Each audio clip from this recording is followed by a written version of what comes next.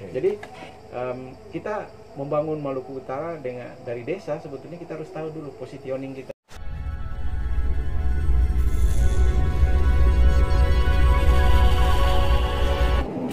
Sahabat Lesehan Indonesia, jangan lupa subscribe channel ini. Assalamualaikum warahmatullahi wabarakatuh, sahabat Lesehan Indonesia. Hari ini kita akan memperbincangkan satu topik yang saya kira cukup menarik di dalam belantika percakapan publik di Indonesia.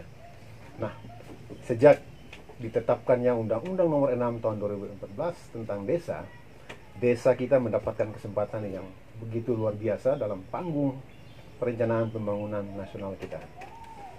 Kesempatan kali ini, sahabat Lesehan, tamu kita adalah seorang pakar di bidang wilayah dan desa, perencanaan wilayah dan desa. Beliau adalah kandidat doktor di salah satu perguruan tinggi di IPB.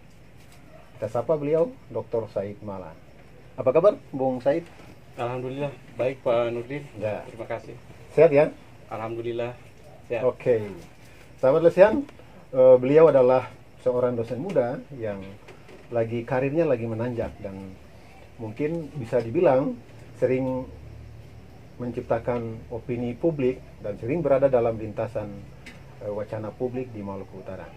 Baik, Bung Said atau Pak Dr. Said ya, saya menyapa beliau Pak Dr. Said, bahwa memang kalau kita bicara soal desa, desa selalu menghadapi beberapa problematika ya, yang menyebabkan desa kita itu berada pada posisi halaman belakang dari proses pembangunan kita. Salah satu diantaranya adalah karena terbatasnya akses masyarakat pedesaan terhadap sumber daya produktif, baik itu lahan, modal, dan seterusnya gitu. Nah, dalam situasi seperti ini, dampaknya adalah di desa itu terjadi penurunan produktivitas ya, di sektor pertanian. Padahal kita tahu bersama bahwa desa itu kurang lebih 67,7% tenaga kerja itu ditampung di sektor pertanian itu gitu. Bang Said sendiri melihat situasi ini seperti apa? Terima kasih Pak Nurdin. Kalau bicara tentang desa, maka paling pertama yang harus kita lihat adalah bagaimana cara pandang kita terhadap desa. Dalam kajian-kajian tentang desa itu ada yang dikenal dua istilah ya, Pak Nurdin ya. Yang pertama urban bias dan yang kedua adalah urban phobia. Jadi yang pertama urban bias itu menganggap bahwa membangun desa itu perspektifnya kacamatanya kota. Jadi indikator pembangunan, produktivitas, kemudian kesejahteraan, bahkan di level desa itu ukuran-ukurannya materialistik kota. Jadi kacamata kota gitu. Baik. Seperti itu. Kemudian urban phobia adalah desa itu tidak lebih dilihat sebagai mesin pertumbuhan saja. Bagi wilayah-wilayah depan, terutama di negara-negara yang basis kegiatan ekonominya adalah industri. Jadi tidak heran kita bisa lihat banyak investasi-investasi di tingkat desa itu mengelola aspek-aspek raw material. Jadi desa itu punya sumber daya yang banyak, tetapi itu desa hanya sebagai penyedia bahan baku. Kemudian dampak ekonominya sebetulnya kalau kita hitung-hitung ya, itu relatif kecil karena terjadi kebocoran wilayah. Istilah kalau dalam pembangunan wilayah itu ada istilah pembangunan wilayah, kebocoran wilayah karena integrasi kegiatan ekonomi itu tidak saling terkait. Seperti itu Pak. Baik. Lalu kemudian biasanya kita juga menghadapi satu situasi di mana di desa itu terjadi alih fungsi lahan, dan itu marak terjadi di Indonesia. Sebenarnya situasi seperti ini itu menunjukkan situasi seperti apa yang terjadi? Ya, jadi dalam kacamata teori produksi ya, terutama produktivitas ya. Produktivitas dalam ilmu ekonomi itu adalah ada dua hal ya. Yang pertama intensifikasi dan ekstensifikasi. Nah, biasanya faktor produksi itu kan ditingkatkan. Di sana ada lahan, ada modal, ada tenaga kerja, dan kebanyakan kegiatan pembangunan di tingkat desa itu, terutama aspek produktivitas itu adalah perluasan lahan. Karena untuk mencapai skala produksi yang lebih besar, untuk menghasilkan output yang memadai. Nah, tetapi perlu diingat bahwa itu sah-sah saja untuk menggenjot pertumbuhan ekonomi di desa. Tetapi yang paling penting adalah perluasan atau apa istilahnya tadi itu Ekstensifikasi. alih fungsi lahan itu ya, itu harus berbanding lurus dengan kesejahteraan masyarakat sekitar, termasuk harus memperhitungkan prinsip-prinsip keberlanjutan masalah lingkungan. Jadi ada sustainable development perspektif di situ. Nah, kalau kita tidak memperhatikan misalnya dampak itu, maka akan terjadi trade off gitu. Ekonomi memang tumbuh, tapi dalam jangka waktu tertentu akan mengalami pertumbuhan yang menurun karena produktivitas akan menurun juga. Jadi awal-awal memang kalau kita lihat kurvanya itu pertumbuhan memang meningkat karena ada perluasan lahan dengan jalan alih fungsi lahan, tapi dalam jangka panjang produktivitas itu akan landai kalau kita lihat kurvanya. Jadi di sini yang harus di treatment dengan baik terutama oleh pelaku pembangunan di level desa. Saya kira itu Pak Nurdin. Ya, lalu Bang Said ya, problem yang dihadapi selain itu adalah soal ada kemiskinan yang mungkin kalau kita lihat dalam data statistik, hampir sebagian besar porsi penduduk miskin ada di desa gitu. Nah, tentu memang kita perlu ada semacam disertifikasi usaha ekonomi, tidak saja pada sektor pertanian ANSE. Setidaknya dia desa itu masuk ke industrialisasi gitu. Nah, menurut Bang sendiri apakah desa kita sudah siap menghadapi situasi industri itu atau belum? Jadi ada dua perspektif ya dalam hal ini. Yang pertama, itu kita mengalami bias pandang ya. Desa itu hanya dilihat secara sektoral, di mana pertanian ansih begitu. Padahal kalau bicara desa itu bicara wilayah. Jadi apapun konsep pembangunan ekonomi atau apapun itu dia berada dalam ruang dan itu wilayah. Dia tidak boleh dibicarakan secara sektoral. Artinya desa tidak boleh hanya dilihat sebagai pertanian ansih saja. Bahwa terdapat harus ada integrasi kegiatan ekonomi yang saya bilang awal tadi. Kemudian yang kedua soal apakah desa kemiskinan ya. Jadi ini perlu diluruskan juga soal kemiskinan. Jadi kacamata kita terhadap kemiskinan itu apa sih sebetulnya? Basis pengukuran parameter yang kita pakai itu harus juga kita lihat dengan baik. Pertama dari sisi raw material kebutuhan masyarakat desa, meskipun ekonominya subsisten, tapi dari sisi kebutuhan sehari-hari, kemudian beberapa orientasi kegiatan ekonominya sebetulnya kalau menurut saya itu sudah sejahtera sebetulnya ya. Cuman memang kita kadang-kadang kita terjebak mengimpor ukuran-ukuran kesejahteraan itu dari luar, padahal kita punya sendiri. Berarti dari ini soalnya sendiri. Dari sudut cara pandang kita ya. Cara pandang, saya pikir seperti itu. Sahabat Lesehan Indonesia, ternyata persoalan di desa kita tidak saja soal kemiskinan, tetapi ada problem mendasar lainnya adalah soal kapasitas kelembagaan di desa. Nah, ini soal yang saya kira paling rumit yang harus kita selesaikan. Bang Ido atau Bang Said, bagaimana Anda melihat problem soal kapasitas kelembagaan ini? Pertama, kelembagaan ini kita harus dudukan dulu perspektifnya. Nah, biasanya orang bicara kelembagaan itu bicara rule of the game.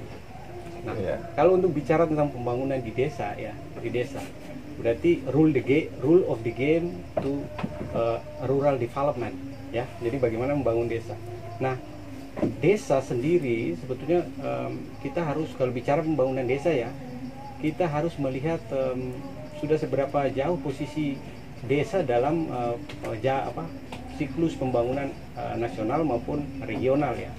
Nah, biasanya dalam kajian pembangunan pedesaan itu, desa itu berada pada 3 fase.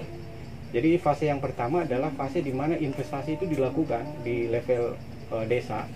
Kira-kira berapa banyak investasi yang dibutuhkan, kemudian fasilitas infrastruktur seperti apa yang dibutuhkan. Kemudian yang kedua, kalau persyaratan dasar itu sudah dipenuhi, istilahnya sufficient dan necessary condition-nya dipenuhi ya, maka itu orang baru bicara tentang diversifikasi kegiatan ekonomi.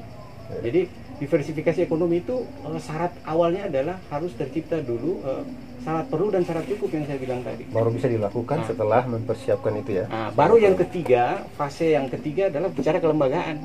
Jadi kelembagaan itu adalah bagaimana itu pemerintah memelihara lingkungan yang kondusif bagi orang-orang kreativitas itu mandiri tumbuh di situ di level desa. Nah, saya kira bukan cuma di desa, di level pembangunan regional, nasional pun demikian. Jadi kita harus lihat pathway-nya.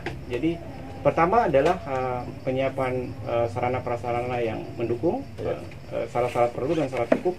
Yang kedua, kita baru jelajahi itu kreativitas yang muncul nanti seiring ada pemenuhan kebutuhan tadi. Baru yang ketiga kita bicara kelembagaannya. Saya kira itu Pak Nurdin. Oke. Masih terkait soal tadi Bang ya, soal kemiskinan dan segala macam.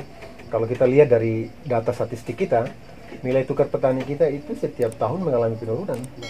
Dan mungkin itu menunjukkan bahwa sebetulnya situasi kesejahteraan petani kita itu lagi turun, apalagi dalam situasi pandemi yang kita hadapi saat ini. Bang Ido melihatnya bagaimana? Baik, kalau bicara nilai tukar petani, kalau di Maluku Utara mungkin nilai tukar nelayan ya, karena karakteristik wilayah kita adalah basisnya adalah sumber daya perairan, sebagian juga pertanian.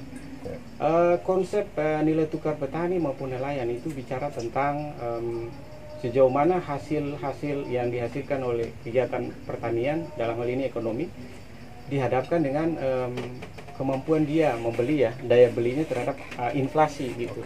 Nah, saya pikir persoalannya ada di apa namanya, infrastruktur. Kalau desa-desa wilayah kepulauan ya, desa-desa wilayah kepulauan itu kalau sepanjang aksesibilitasnya nggak diperbaiki, kemudian infrastruktur dasar yang memberi ruang untuk konektivitas antar wilayah terbangun, maka NTP akan tetap begitu. Jadi dengan kata lain bahwa NTP itu berbanding lurus, berhubungan positif dengan tingkat aksesibilitas dan ketersediaan infrastruktur. Jadi program atau kebijakan pembangunan di level desa sebetulnya harus memperhatikan aspek ini. Jadi baru kita bicara yang lain. Kalau aksesibilitas, konektivitas antar wilayah belum terbangun, NTP sulit karena sumber inflasi itu kan dari situ sebetulnya. Itu mungkin Pak Nurdin. Ataukah bisa jadi karena ada persoalan soal di sektor pertanian ini karena nilai tambahnya kecil, lalu kemudian regenerasi petani kita tidak berjalan dengan maksimal, akibatnya produktivitas di sektor pertanian ini menurun. Ya, tadi saya sudah singgung sebentar pada kajian kelembagaan itu ada yang namanya ekonomi gardening. Ekonomi gardening. Jadi kemarin saya dikenalkan sama profesor saya di IPB, Prof. Ahmad Fauji. Ada dua kajian aktual ya. Yang pertama adalah donut economics sama gardening economics. Nah, dua pemikiran baru ini yang secara aktual saat ini itu bicara tentang lompatan-lompatan. Jadi sudah bicara tadi yang saya bilang di aspek kelembagaan yang ketiga ya. Jadi memelihara secara kelembagaan itu tumbuhnya ke produktivitas. Selama ini kan kita melihat produktivitas petani, nelayan itu kan dalam kacamata kita sebetulnya. Tetapi kita belum, kalau meminjam istilahnya Lao Tse ya, itu perencana atau pelaku pembangunan yang baik itu dia hanya datang melihat, memfasilitasi dan biarkan mereka tumbuh dan berkembang sendiri. Sebaiknya kita jangan terjebak dengan ukuran-ukuran yang bias itu. Saya kira seperti itu. Baik. Juga soal ada rendahnya keterkaitan ya antara kawasan pedesaan dengan kawasan perkotaan. Mungkin selama ini desa selalu dilihat sebagai sisi lain atau termarginal dalam proses hubungan antara kawasan itu, dan apakah itu salah satu penyebab terjadinya ketimpangan pembangunan antara desa dan kota ya? Ya, jadi dalam kajian pembangunan wilayah, terutama di pedesaan ya, ada dua isu. Isu yang pertama adalah keterkaitan antar sektor ya, sektor ekonomi, kegiatan sektor ekonomi, dan ada yang namanya keterkaitan antar wilayah, terutama wilayah desa dan kota. Antar sektor, antar wilayah. Okay. Jadi ada dua isu di situ. Nah, isu yang pertama adalah keterkaitan ekonomi itu biasanya harus ada sektor yang menghela. Jadi harus ada sektor yang menghela, biasanya itu didaulat pada sektor industri. Jadi meskipun kita punya sektor ekonomi pertanian, raw materialnya banyak, tetapi kalau tidak bisa dimultiplikasi ya, tidak bisa dibangun nilai tambahnya lewat industri, maka kapasitas atau skala ekonomi suatu wilayah, terutama desa, pasti kecil. Nah, kemudian yang kedua, keterkaitan antara desa dalam struktur input-output antar wilayah. Nah, biasanya kan ada kawasan yang menyediakan raw material, bahan baku, dan ada yang menjadikan raw material itu juga sebagai bahan baku lanjutan. Jadi ada final demand di sana, ada permintaan antara di sana. Nah, selama ini hubungan desa dan kota ya, kalau dalam istilah perencanaan pembangunan wilayah dan perdesaan itu ada namanya urban rural linkages gitu. Nah, desa itu keterkaitan itu ya. Ya, desa itu lebih banyak di eksploitasi, kalau boleh kita menggunakan bahasa dalam tanda petik. Desa itu tidak lebih sebagai mesin pertumbuhan saja, menjadi mesin pertumbuhan di mana dia penyedia bahan baku, kemudian penyedia tenaga kerja, dan hubungan lain antara desa dan kota itu tidak lebih dari pemasok tenaga kerja seperti migrasi, urbanisasi dan seterusnya. Nah, memang di sini bisa kita lihat lebih lanjut ya, karena memang karakteristik wilayah perkotaan dan pedesaan itu berbeda, dan sebetulnya harus ditaruh dalam keterkaitan yang simetrik seperti itu. Baik Bang, lalu kemudian ada soal yang lain lagi adalah dana dari pemerintah berupa dana desa, dana alokasi desa dan segala macam, itu sangat sebetulnya difasilitasi oleh undang-undang desa itu ya. Nah, tetapi yang terjadi itu adalah desa tidak bergerak perekonomiannya, malah kalau kita lihat secara umum desa-desa kita mengalami bahkan kemunduran-kemunduran dari sisi ekonomi. Abang melihat bagaimana? Iya, kemarin saya ikut baca salah satu media itu, terutama ada pendapat dari BPS termasuk Menteri Keuangan juga, bahwa ternyata masalah pembangunan desa itu bukan soal kurangnya anggaran. Kalau Pak Bu Sri Mulyani ngomong anggaran sudah cukup berarti gitu ya. Anggaran, karena kalau kita lihat ya selama ini alokasi fiskal ke wilayah timur terutama di desa itu kan banyak sekali. Tetapi yang perlu saya tekankan begini, belakangan itu kita punya satu peluang untuk mengembangkan desa dari segi fiskal, terutama yang bersumber dari dana alokasi khusus, apalagi yang bersifat afirmatif itu. Jadi ada 6 bidang yang menjadi tugas dan tanggung jawab, tugas pokok pemerintah pusat, dan itu menyangkut pelayanan dasar. Ada 6 bidang, nanti dilihat. Nah, 6 bidang ini harus dijemput oleh pemerintah daerah. Cara menjemputnya adalah menyiapkan standar pelayanan minimum, identifikasi kebutuhan pembangunan di level desa, regional, kemudian ajukan ke dalam program. Karena sekarang paradigma fiskal kita adalah paradigma money follow program. Kalau dulu kan money follow function ya, money follow function. Jadi berapa banyak SKPD yang kita buat, uangnya mengikuti. Tapi sekarang tidak boleh seperti itu. Dia semakin terukur, dan kita berharap mungkin ke arah yang lebih baik pengelolaan fiskal, dan itu bisa berdampak terhadap perekonomian di level desa. Sahabat Lesehan Indonesia, lalu bagaimana kondisi di Maluku Utara?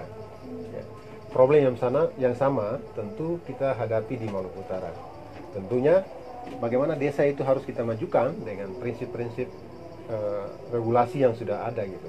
Salah satunya adalah pemanfaatan dana desa, Bang. Abang sendiri melihat di Maluku Utara ini seperti apa perkembangan? Baik, yang pertama desa di Maluku Utara itu kalau kita baca data tahun 2017 ya, data BPS itu jumlahnya sekitar 1063 desa. Kemudian kecamatannya sekitar 117 kecamatan. Kalau kita bikin rincian per kabupaten kota, desa dengan jumlah kabupaten kota dengan jumlah desa yang paling banyak itu ada pada Kabupaten Halmahera Selatan sama Kabupaten Halmahera Utara. Nah, itu jumlah desa, kemudian jumlah penduduknya juga banyak di sana. Nah, ada beberapa aspek ya, bukan satu aspek saja. Pertama, desa-desa di wilayah Maluku Utara itu karakteristiknya adalah wilayah-wilayah pulau, desa-desa pulau. Beda dengan desa-desa di Jawa yang pada umumnya daratan. Nah, ini pola penanganannya mesti berbeda. Nah, kemudian yang kedua, kita ini punya beragam bahasa budaya, dan itu tidak gampang untuk membuat ke dalam satu perjumpaan sosial yang baik untuk mendukung pembangunan.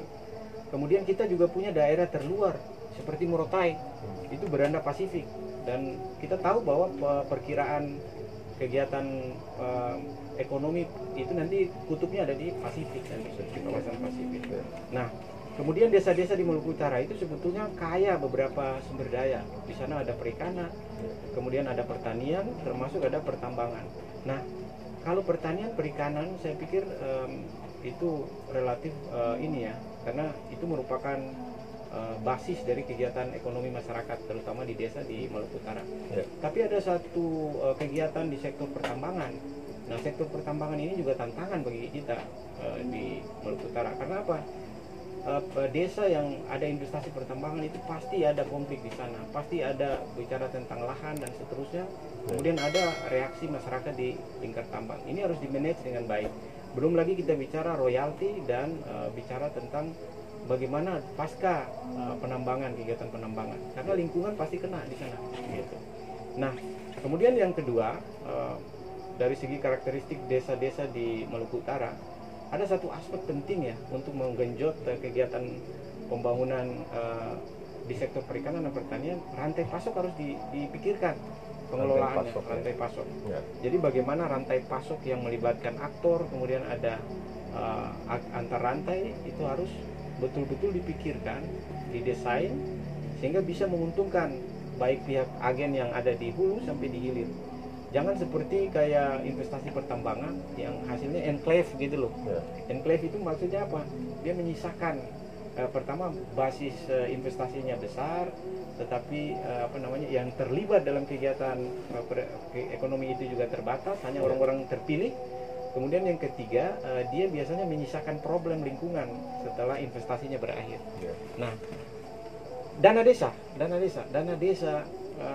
saat ini adalah kita tadi saya bilang tadi, kita ada punya 3 pola pembangunan, gelombang pembangunan ya di desa. Yeah. Kita bisa lihat kita masih berada di tahap mana.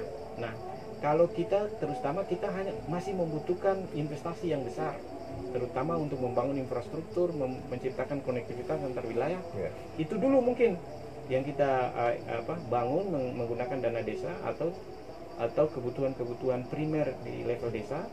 Baru itu kita bicara selanjutnya relaksasi job, kemudian kita bicara lingkungan kelembagaannya. Okay. Jadi kita membangun Maluku Utara dari desa, sebetulnya kita harus tahu dulu positioning kita.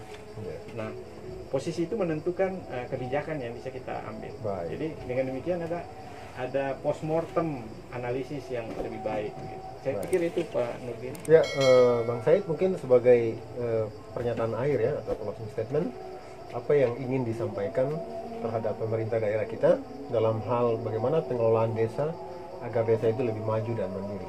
Baik. Yang pertama, kita memerlukan perspektif baru dalam memecahkan persoalan pembangunan di desa.